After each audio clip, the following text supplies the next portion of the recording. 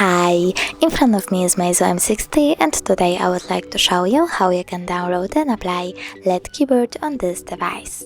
Firstly, open Play Store and type LED keyboard.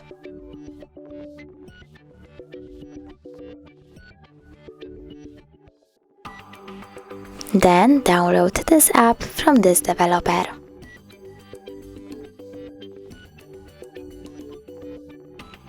Now open it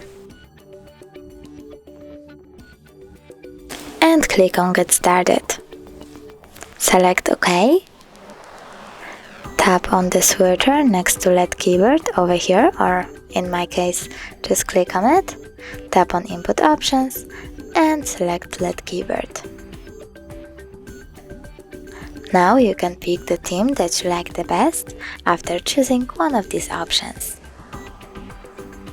I will go with that one, so I have to click on it and close Map.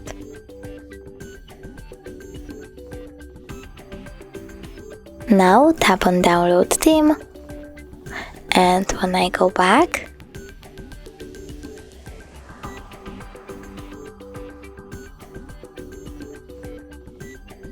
I can see that my keyboard has changed.